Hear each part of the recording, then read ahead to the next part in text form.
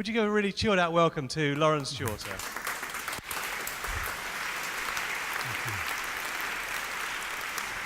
Thank you. But this isn't a talk about creating your own reality or manifesting or visualizing. This is a talk about doing less, including less of that stuff too. I'm going to talk about effortlessness and why not trying is the key to achieving things of worth. Not to say that there isn't a place for trying, but that not trying is the key to doing something that's really creative and inspiring. So I'd like to start by talking about an experience I had around 7 years ago that has shaped the way I think about life and led to, indirectly and directly, to the creation of my book.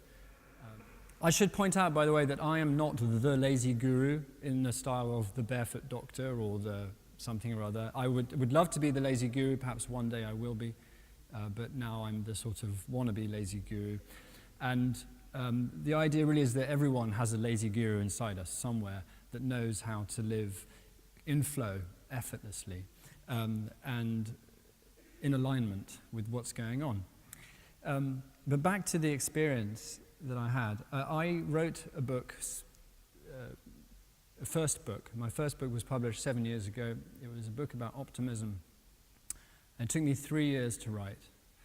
And I approached this book with all the commercial energy and ambition of the dot-com entrepreneur that I had previously been. In fact, I've done many things. I should pull back for a moment and explain that I have, for perhaps 20 years, been looking for a form of work that would be consistently exciting enough for me to get out of bed every morning and do it.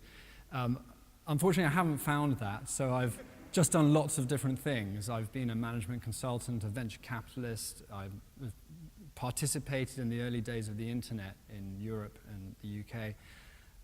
I've been a stand-up comedian, a mime artist, and a writer.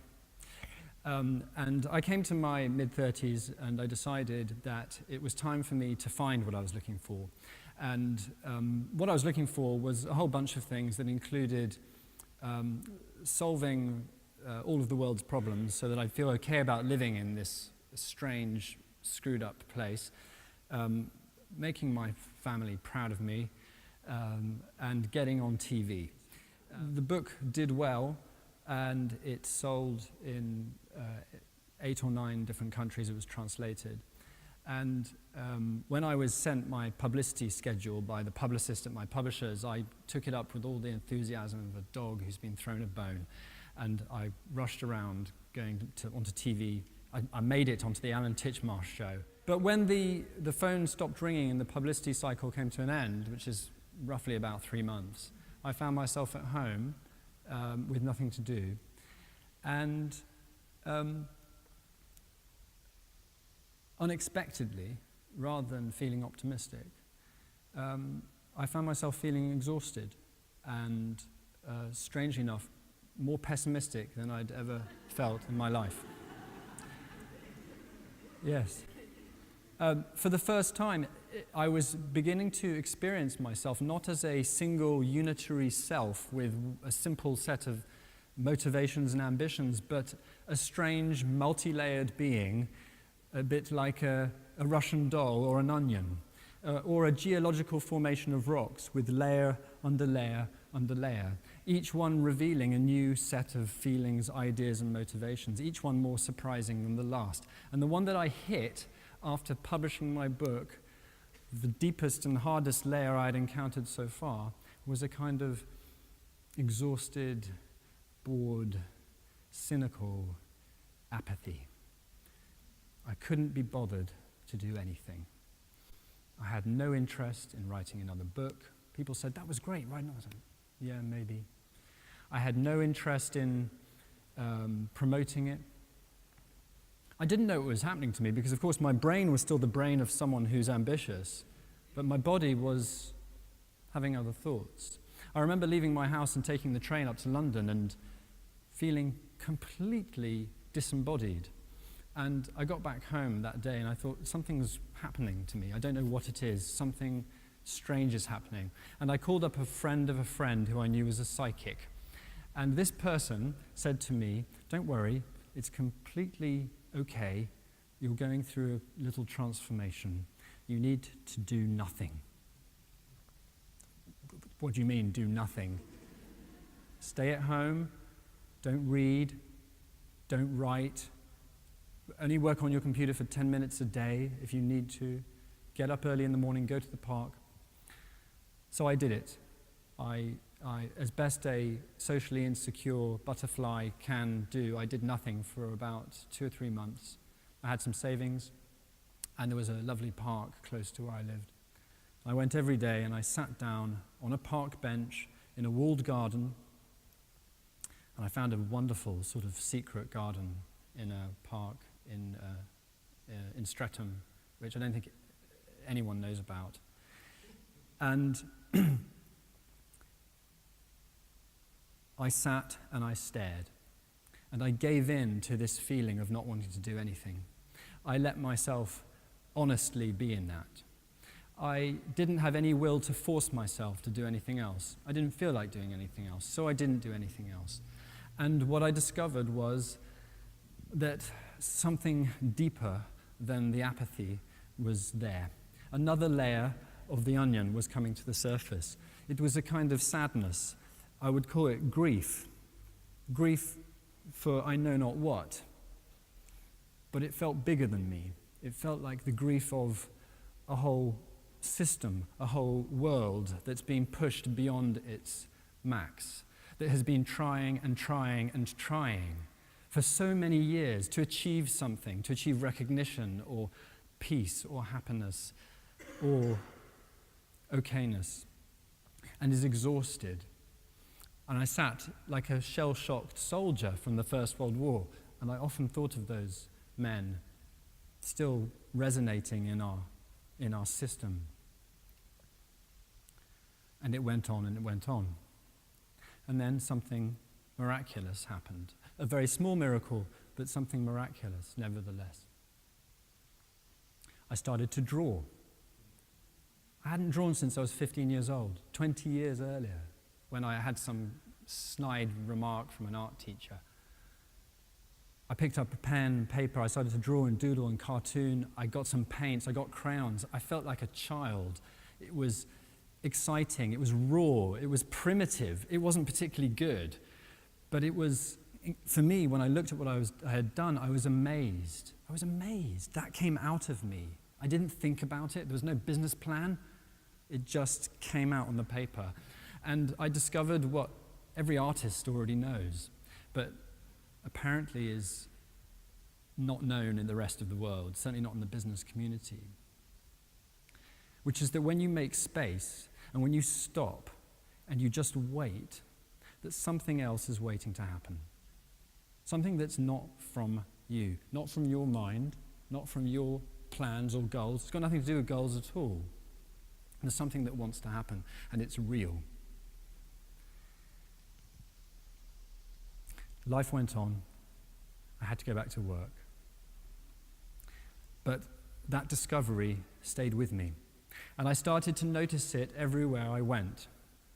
I noticed that in life, when I disengaged from the pushing, which I was less and less inclined to do anyway, that things would sort of magically find their way. The right people would arrive at the right time.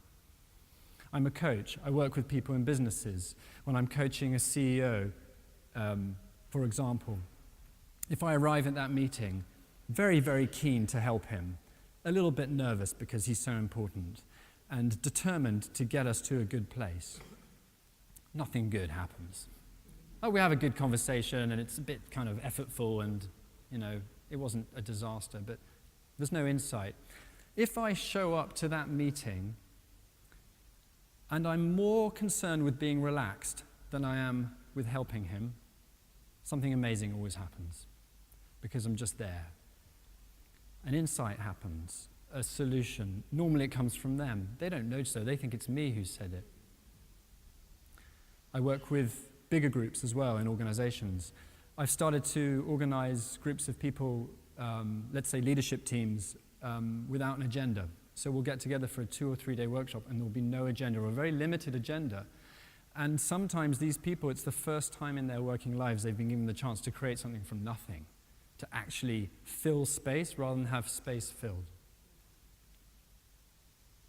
So I see this miracle happening again and again and again. And so a book was born. And I would like to, and I don't mean this as a plug, but it's odd to talk about this book and this journey without referencing it, because for me it's like a child, a baby. It created itself. So about 3 years after the events I'm talking about, I found myself in another pause, another gap between jobs. And a friend of mine said, what about this lazy guru concept you have, this idea you have about effortlessness? It's a good brand, isn't it? I was like, yeah, that's a good brand. Why don't you try and create a presentation? So I sat down, I started making slides, PowerPoint slides, and I remember spending hours in the British Library trying to create a PowerPoint deck. It was all about being effortless. I was working really hard at it. I showed it to my friend, I was quite proud of it. He listened quietly to the whole thing, and at the end he said, that was really boring. And I went home, and I sat on the edge of my bed, and I remember it vividly because it was one of those very rare moments when, not meditating, because I don't meditate, just sitting, doing nothing. I just sat there. I was not in despair, I wasn't tired, I just sat there. For a good 20 minutes, I just sat there and didn't think of anything.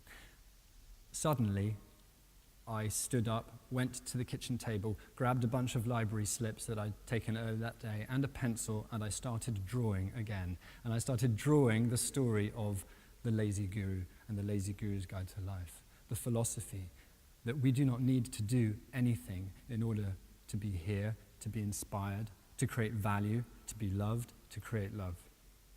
We have to do all sorts of shit just to survive, but to do the really, really important work. And I'm fond of citing artists like, there'll be dozens and dozens of artists who do this, but I know of Cy Twombly, the British artist, post-war, Jackson Pollock, apparently, Edward Hopper, made a discipline, these artists made a discipline of doing nothing. They would show up to their studio. Cy Twombly would sit every morning for 4 hours, doing nothing, and then bang, something would come out. This is the way the world needs to move. So in the business community, so linear, so driven, so goal-oriented, we're seeing a new beginning, a new era in which space has got to come in. We have to give ourselves time. And I'd like you just to think for a moment about how and when you give yourself that space. When do you allow yourself to do nothing? And I mean nothing. No reading, no thinking, just nothing. Some people do this by going for walks. Some people achieve it that way. And I'd just like to leave you, because I'm probably coming to time, with 3 rules that I learned along the way. The first rule is, if you can't be bothered to do something, there's usually a really good reason.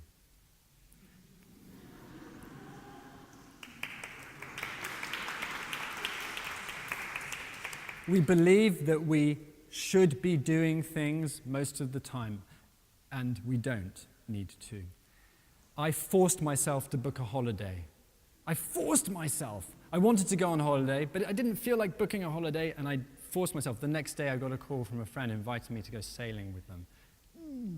Like I'd been dreaming of for years. I managed to cancel the holiday. There's always a reason why you cannot be bothered. Trust yourself. Second rule, if you're not enjoying it, stop it.